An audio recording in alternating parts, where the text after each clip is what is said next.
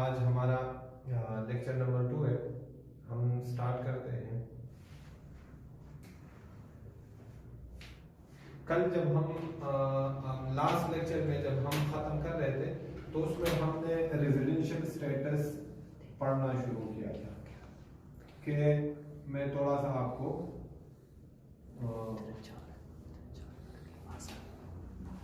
हमने स्टार्ट किया था कि सबसे पहले रिटर्न का जो फर्स्ट पार्ट है जिसको हमने रजिस्ट्रेशन या प्रोफाइल का नाम दिया था, इसमें हमने सबसे पहले आंसर दिया कि पर्सनल स्टेटस, हु एम आई, मैं कौन हूं, ठीक है, वो हमने बता दिया। अब सेकंड हमने उसको आंसर देना है, ये रिटर्न का पहला ही पार्ट है रजिस्ट्रेशन पार्ट में, अपर मोस्ट पार्ट, जिसमें हम अपना इंट्रोडक्शन, तो उसमें इनकम टैक्स ऑर्डिनेंस आपसे रिक्वायर करता है कि आप अपना रेजिडेंशियल स्टेटस बता दो। तो उसमें हमने पढ़ा कि अगर आप इंडिविजुअल हो तो आप अपना रेजिडेंशियल स्टेटस बताओगे कि मैं रेजिडेंट हूं या फिर नॉन रेजिडेंट हूं। तो इसमें पहला केस जो रेजिडेंट का था वो हमने डिस्कस किया था कि an individual may be considered resident if he or she is physically present in Pakistan for 183 or more days in a single tax year। फिर हमने डेज से मुतालिक डिस्कशन की थी कि डेज कौन से काउंट होंगे कौन से काउंट नहीं होंगे। तो ये पहला केस था 183 डेज का। अब लोग कहता है सेकंड केस जो है वो ये है कि अगर मोर डेज के अगर 183 और मोर डेज के लिए वो पाकिस्तान में फिजिकली प्रेजेंट होगा तो वो रेजिडेंट होगा। ये पहला केस था इंडिविजुअल के लिए। दूसरा केस है, ये लास्ट सेशन जो हमारा प्रीवियस सेशन था उसमें एक चेंज आया था कि अगर एक पर्सन 120 डेज के लिए करंट टैक्स ईयर में, कल मैंने आपको बताया था कि रेजिडेंशियल स्टेटस के लिए हमारा टैक्स ईयर होगा 1 जुलाई 19 टू 30 जून 2020। इसके मुताबिक हमने कैलकुलेट करना है टैक्स ईयर, हम आगे जाके पढ़ेंगे। अगर 120 डेज वो करंट टैक्स ईयर में पाकिस्तान में प्रेजेंट हो तो अब अगर हम पहले वाला कंडीशन अप्लाई कर ले, जो पहला हमारा कंडीशन था, ठीक है, तो ये नॉन रेजिडेंट होगा। लेकिन लोग कहता है कि इन 120 डेज के साथ अगर 120 days in current tax year and for 365 days in last preceding tax year, preceding 4 tax years। जी ये समझिएगा। लोग कहता है ये तो हो गया, इसके साथ दूसरे का कोई कनेक्शन नहीं है, दोनों में कोई भी कंडीशन फुलफिल होगी तो वो इंडिविजुअल इस करंट टैक्स ईयर के लिए रेजिडेंट कंसीडर होगा। दूसरा समझिएगा, लोग कहता है कि अगर फॉर एग्जांपल एक इंडिविजुअल पाकिस्तान में प्रेजेंट हो physically for 120 days current year में, करंट टैक्स ईयर में 1 जुलाई 19 से लेकर 30 जून 2020 तक कितने डेज 120, और पिछले 4 सालों के डेज काउंट करके कि वो पाकिस्तान आया हो फिर चला गया हो फिर आया हो फिर चला गया हो, पिछले 4 टैक्स ईयर्स के प्रीसीडिंग 4 टैक्स ईयर, और उनमें उसका physical presence in Pakistan 365 days या इससे ज्यादा का, तो लोग कहता है ये इंडिविजुअल भी इस टैक्स ईयर के लिए क्या कंसीडर होगा, रेजिडेंट कंसीडर होगा। ये दूसरा कंडीशन आसान सा है। दो चीजें आपने देखनी है, 120 days in current tax year और 365 days in last 4 preceding tax year. अगर ये दोनों कंडीशन, इसमें दो बातें हैं, एक 120 डेज वाला पॉइंट नंबर ए और सेकंड 365 डेज और मोर पॉइंट नंबर बी। तो इस केस में भी वो इंडिविजुअल फिर रेजिडेंट होगा। और इंडिविजुअल नॉन रेजिडेंट कब होगा, जब वो टैक्स ईयर में पाकिस्तान तो आया हो। याद रखें इंडिविजुअल के रेजिडेंशियल स्टेटस का CNIC के साथ, पासपोर्ट के साथ, सिटीजनशिप के साथ कोई लिंक नहीं है, कोई रिलेशनशिप नहीं है। तो इसका मतलब ये हुआ कि पाकिस्तान टैक्स पर्पस के लिए, मैंने कल बताया था कि रेजिडेंशियल स्टेटस हम फाइंड करते हैं फॉर पाकिस्तान टैक्स पर्पस, ठीक हो गया। तो इसका मतलब ये हुआ कि एक फॉरेनर जो हमारा सिटीजन नहीं है पाकिस्तान का, वो भी पाकिस्तान टैक्स पर्पस के लिए रेजिडेंट बन सकता है, क्योंकि इसमें आप देख ले जो हमने कंडीशंस पढ़ी उसमें कहीं पे नहीं लिखा कि ये सिटीजन होना चाहिए, ठीक है, ये पाकिस्तान का पासपोर्ट इसके पास होनी चाहिए, नेशनलिटी होनी चाहिए।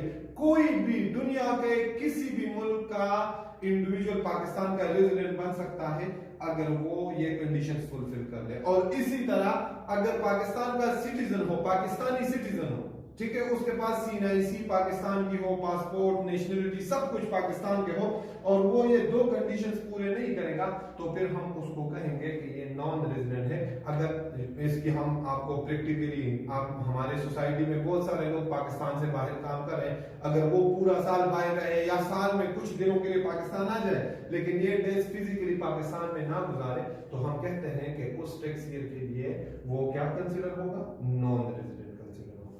तो ये तो था इंडिविजुअल का रेजिडेंशियल स्टेटस। इसके बाद सेकंड पर्सन हमने पढ़ा था। अच्छा, इंडिविजुअल के साथ एक और चीज भी याद रखिएगा, अगर individual government individual,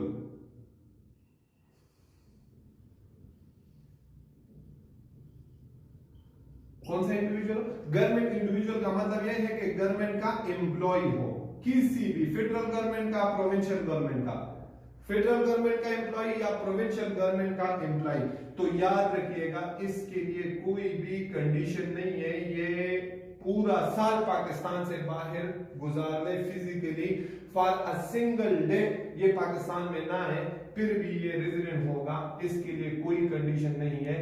government individual always resident होते हैं।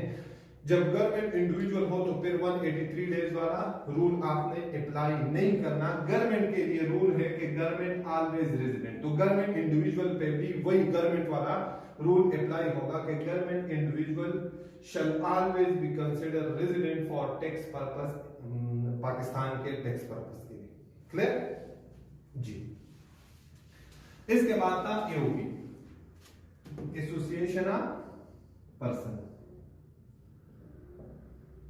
एसोसिएशन ऑफ पर्संस मैंने आपको कहा था पार्टनरशिप फॉर्म्स को कहते हैं एओपी, ठीक है। एओपी पाकिस्तान टैक्स पर्पस के लिए कब कंसीडर होगी रेजिडेंट और कब कंसीडर होगी नॉन रेजिडेंट। तो रेजिडेंट के लिए एओपी का है, इनकम टैक्स ऑर्डिनेंस 2001 का रूल है कि एओपी का रेजिडेंशियल स्टेटस फाइंड करने के लिए आपने देखना है कि एओपी का control and management,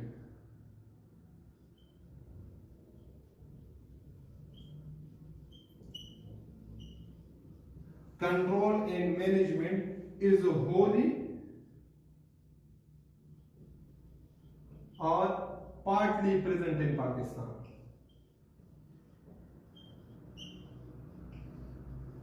ji, condition क्या है कि रेजिडेंट कब होगा, if control and management of its affairs, wording है ऑर्डिनेंस का, आप नोट्स में देख लीजिएगा, इज होली और partly present in Pakistan. Wholly और पार्टली का मतलब क्या है और कंट्रोल एंड मैनेजमेंट का मतलब क्या है। कंट्रोल एंड मैनेजमेंट को ऑर्डिनेंस ने कहीं पे भी डिफाइन नहीं किया कि कंट्रोल एंड मैनेजमेंट से मतलब क्या है, मीनिंग क्या है, इससे मुराद क्या होगा।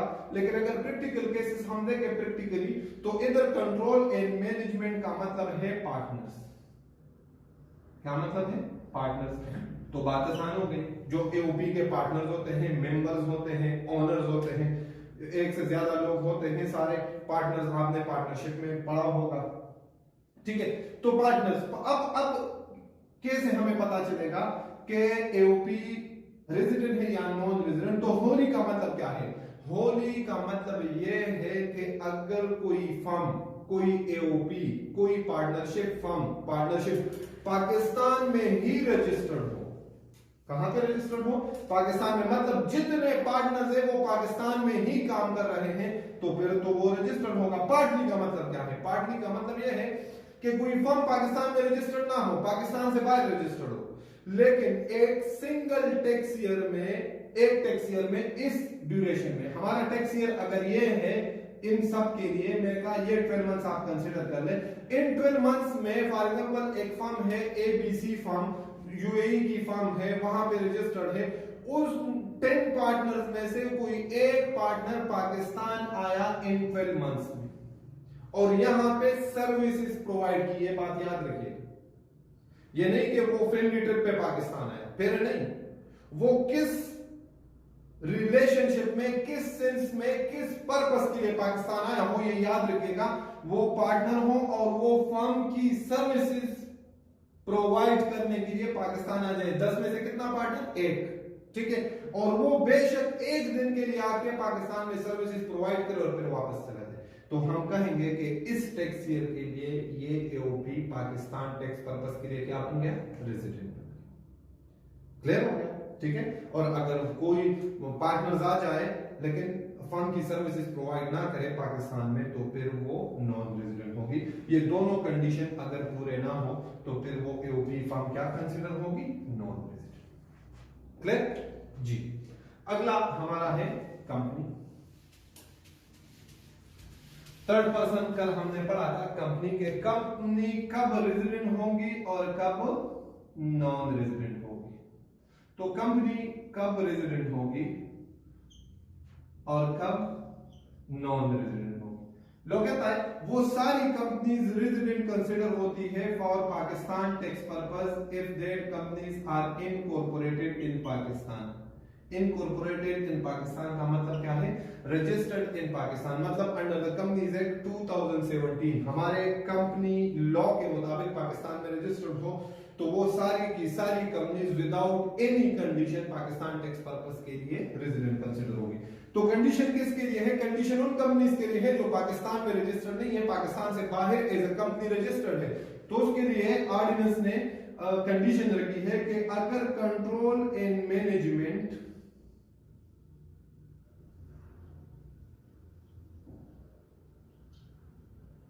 होली प्रेजेंट इन पाकिस्तान, इधर पार्टी नहीं। अच्छा, अब फिर यहां पे कंट्रोल एंड मैनेजमेंट का वर्ड यूज हुआ, तो एओपी के केस में तो कंट्रोल एंड मैनेजमेंट का मतलब था पार्टनर्स। तो यहां पे मतलब क्या होगा? तो आपके जहन में आता होगा कि यहां पे मतलब है डायरेक्टर्स। बिल्कुल गलत, 100% गलत।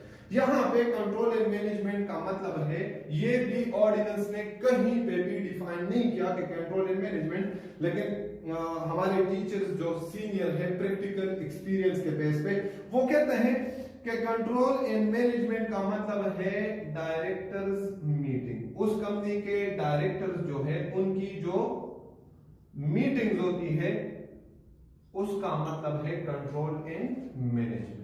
ठीक है। अब कैसे पता चलेगा कि Holi present in Pakistan? For example एक कंपनी है पाकिस्तान में रजिस्टर्ड नहीं है, पाकिस्तान से बाहर किसी कंट्री में रजिस्टर्ड है और वो पाकिस्तान में सर्विसेज प्रोवाइड कर रही है, तो हमें कैसे पता चलेगा कि ये रेजिडेंट है या फिर नॉन रेजिडेंट? तो उसके लिए ऑर्डिनेंस ने कहा है if control and management is Holi present in Pakistan. Holi present कि आप देख लो कि इन 12 मंथ्स में 1 जुलाई 2019 और 30 जून 2020 इन 12 मंथ्स में जो कंपनी के डायरेक्टर्स, इस कंपनी के डायरेक्टर्स जो इस ब्रांच से रिलेटेड है जो पाकिस्तान में काम कर रहे हैं, ठीक है, इससे रिलेटेड डायरेक्टर्स मीटिंग अगर सारी की सारी पाकिस्तान में कंडक्ट होती है तो हम समझेंगे कि control and management Holi present in Pakistan. ठीक हो गया। अगर for example directors meeting 10 conduct होती है, 9 आउट ऑफ 10 पाकिस्तान में कंडक्ट होती है, एक मीटिंग वो यूएई में कंडक्ट कर लेते हैं, तो फिर हम कहेंगे कि control and management is not Holi present in Pakistan, so that company shall be considered non resident for tax purpose in that current year, in that year, in that tax year, जो भी टैक्स ईयर हो। Clear? तो control and management का directors meeting जो company registered नहीं है पाकिस्तान में, उसके ब्रांच से रिलेटेड पाकिस्तान में अगर सारे उस ब्रांच से रिलेटेड डायरेक्टर्स मीटिंग अगर सारे के सारे पाकिस्तान में कंडक्ट हो जाएंगे तो हम कहेंगे कि control and management is Holi present in Pakistan. वैसे जरूरत नहीं है ये आपको समझाने के लिए कि कंट्रोल एंड मैनेजमेंट, आज तक हिस्ट्री देख ले टैक्स की, प्रिंसिपल्स ऑफ टैक्सेशन की, उसने कभी ये वर्ड यूज नहीं किया केस स्टडी में। वो हमेशा इस तरह कहता है कि कंपनी इनकॉर्पोरेटेड इन पाकिस्तान बताए रेजिडेंट होगी non resident, control and management is wholly और पार्टली प्रेजेंट इन पाकिस्तान। तो बड़े आसान सिंपल से वो पूछते हैं। अगर आपको ये जो नोट्स में चीजें लिखी हुई हैं, अगर आपको वो चीजें समझ आ गई यहाँ लेक्चर से तो ठीक है, आपको ये याद रखने की जरूरत नहीं है, ये वैसे आपको बताने के लिए कि कंट्रोल एंड मैनेजमेंट का मतलब क्या है, ठीक है। और लास्ट हमारा पर्सन था गवर्नमेंट। तो गवर्नमेंट मैंने तकरीबन इंडिविजुअल के साथ बता दिया, फिर भी आप सुन ले, गवर्नमेंट प्रोविंशियल गवर्नमेंट हो, फेडरल गवर्नमेंट हो, गवर्नमेंट के लिए कोई कंडीशन नहीं है। गवर्नमेंट इंडिविजुअल और government organisation always resident consider होते हैं विदाउट एनी कंडीशन। इनके लिए कोई कंडीशन नहीं है कि ये कंडीशन पूरे करेंगे तो रेजिडेंट होंगे, ये कंडीशन पूरे नहीं करेंगे तो नॉन रेजिडेंट। इसके लिए नॉन रेजिडेंट का वर्ड कभी यूज हो ही नहीं सकता। गवर्नमेंट इंडिविजुअल्स हमेशा रेजिडेंट कंसीडर होते हैं और गवर्नमेंट के ऑर्गेनाइजेशन हमेशा रेजिडेंट कंसीडर होते हैं। इसके अगर मैं आपको एग्जांपल दे दूं तो फेडरल गवर्नमेंट के रिप्रेजेंटेटिव जो हमारे ये ब्यूरोक्रेट्स होते हैं, जो दूसरे ममालिक में जो हमारे सफीर होते हैं, ठीक है, जो दूसरे ममालिक में हमारे पाकिस्तान को रिप्रेजेंट करते हैं, तो अक्सर 5-5 साल पाकिस्तान नहीं आते, लेकिन वो जब तक पाकिस्तान के रिप्रेजेंटेटिव होते हैं उन टैक्स ईयर में अगर वो फॉर अ सिंगल डे भी पाकिस्तान में ना आए तो वो उस टैक्स ईयर के लिए रेजिडेंट कंसीडर होते हैं जी। इसके बाद आपको जब आप ये चीजें नोट से पढ़ोगे, इसके बाद कुछ 5-6 एग्जांपल्स है, क्वेश्चंस है, आई के पास पेपर से ही मैंने उठाए हैं, तो आप वो खुद से सॉल्व करेंगे एग्जांपल से। नोट्स आपको आपके पास होंगे, वो सॉल्व करके फिर इंशाल्लाह मैं आपको अगले लेक्चर में उसके सॉल्यूशन बताऊंगा। ओके, अल्लाह हाफिज़।